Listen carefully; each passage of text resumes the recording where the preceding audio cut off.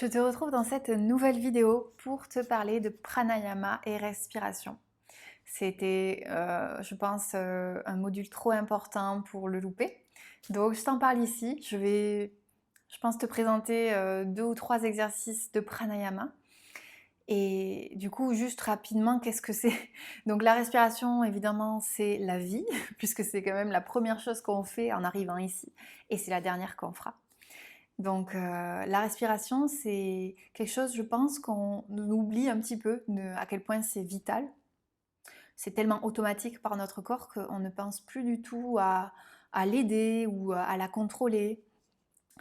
Et le pranayama, ça sert à ça. C'est le contrôle du souffle de vie et c'est, selon la science ayurvédique, quand on inspire le prana, qui est la force de vie, la force vitale, et ça nous permet en fait de nous remplir et de nous recharger. Donc le pranayama sert à contrôler le souffle pour contrôler cette force vitale et pour l'amener vraiment dans des parties de nous et la faire mûrir en nous.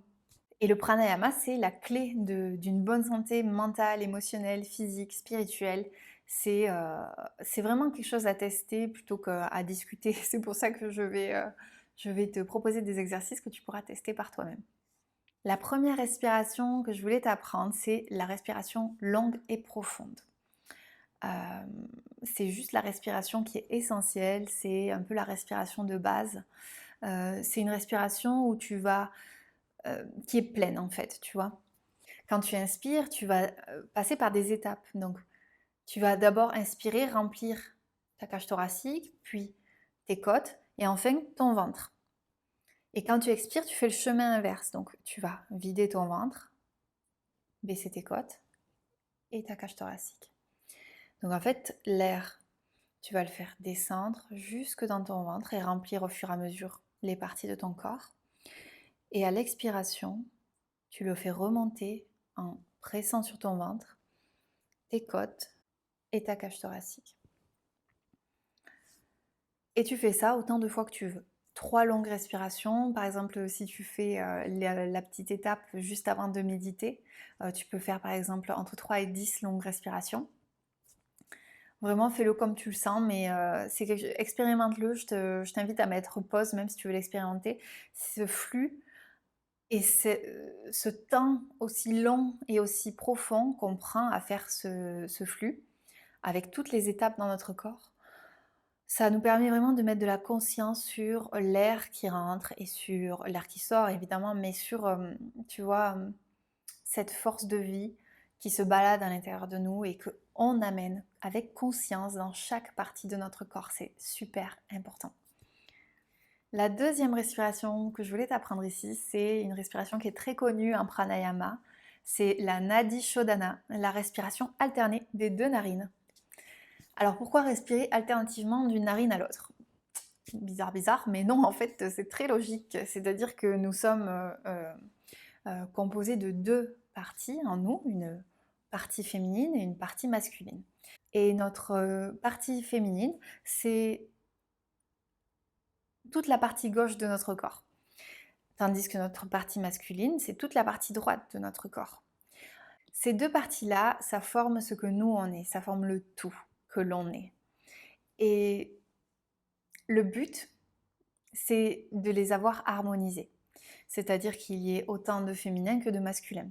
Puisque la partie féminine, ça va être toute la partie qui est reliée à notre intuition, notre créativité, la partie réception, tu vois, des idées, des inspirations, de nos intuitions.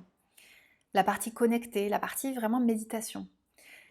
Et notre partie masculine, ça va être toute la partie beaucoup plus solaire, beaucoup plus action, création dans la matière, de l'idée qu'on a reçue avec notre féminin. Ça va être vraiment la partie manifestée et active, tu vois, de notre être.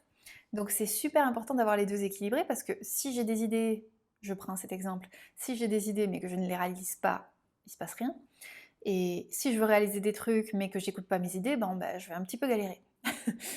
Du coup, trop important de les harmoniser et Nadi Shodhana, la respiration alternée te permet de faire ça. Donc comment ça se passe? Tu es par exemple assis en jambes croisées et tu vas poser ta main en Dhyan Mudra sur la jambe gauche, jambe gauche.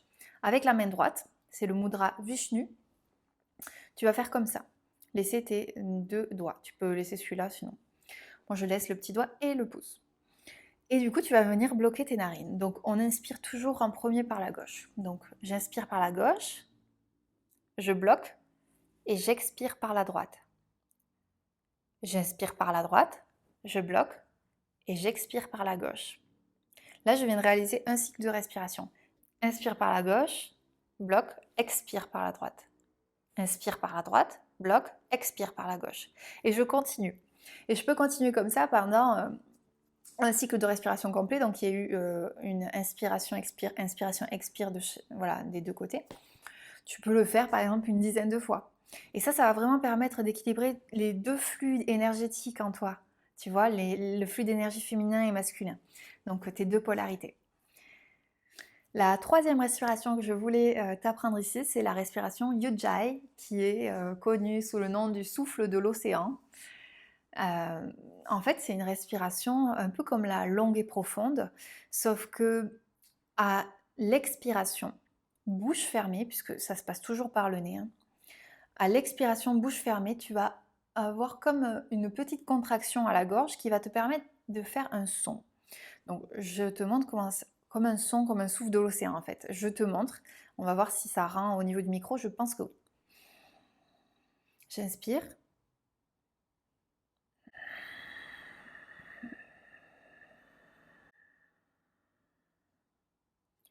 Là, ma gorge était légèrement contractée, ce qui me permet d'émettre un son qui va sortir par mon nez, puisque ma bouche reste fermée. Donc ça, c'est le souffle de l'océan.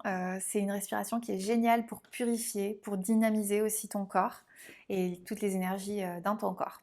Je t'invite à l'essayer, tu peux mettre pause si tu veux.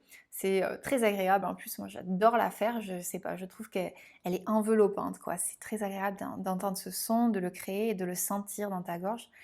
Voilà. Une autre respiration que j'avais envie de t'apprendre ici, c'est la respiration de pranayama Kapalabhati. Je refais, c'est la respiration Kapalabhati. Du coup, c'est une respiration qui va purifier, dynamiser, détoxifier, rajeunir et revigorer en fait tout ton organisme. Donc, c'est une respiration qui est très simple là aussi. Tu inspires longuement dans ton ventre. Tu vois, tu gonfles ton ventre au maximum. Tu inspires longuement. Et à l'expiration, elle va être très courte et très puissante. Donc, expiration, ton ventre, il fait comme ça. À l'expiration,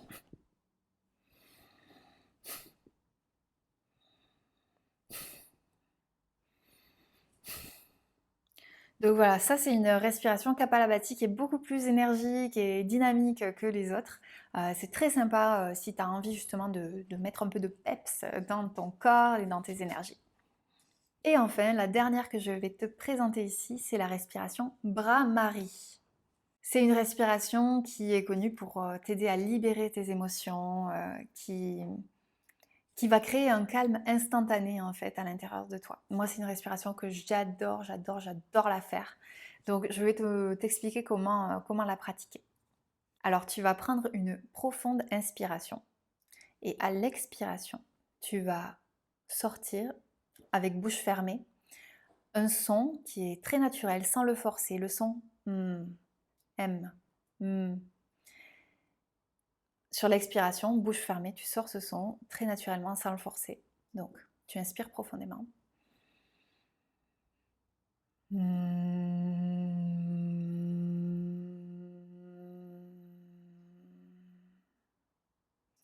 C'est super agréable. Je ne sais pas si tu l'as fait en même temps que moi, mais c'est trop agréable. Et sur une telle respiration, tu prends le temps vraiment de ressentir le bourdonnement que tu es en train de créer, d'où il part, parce qu'il part d'en bas vers ton ventre, et où est-ce qu'il va, comment il vibre. C'est juste, j'adore le faire. Je trouve que c'est très agréable de ressentir cette vibration en soi. Ça fait vraiment vibrer toutes les molécules d'eau de notre corps. C'est trop bien. Donc teste-le si ce n'est pas déjà fait. Il y a une alternative avec cette respiration. Tu peux aussi te boucher les oreilles pendant que tu respires, et notamment sur l'expiration avec ce son qui crée un bourdonnement. Quand tu te bouches les oreilles, tu es encore plus absorbé et immergé dans la vibration du son que tu crées. Et c'est super intéressant. Donc Voilà, je t'invite à l'essayer aussi. Donc on en a fini avec ce petit tour autour des respirations pranayama. Tu trouveras tellement plein d'infos, que ce soit sur YouTube, Internet, dans des livres, si tu as envie de creuser le sujet. C'est quelque chose qui mériterait une série de vidéos à lui tout seul, hein, au niveau du pranayama et de ce que ça peut créer pour toi. Moi, je te fais une petite intro là parce que c'est trop intéressant de l'utiliser avant ou après ta méditation. Donc, je te laisse expérimenter tout ça. J'espère que ça t'a plu et je te fais des gros bisous.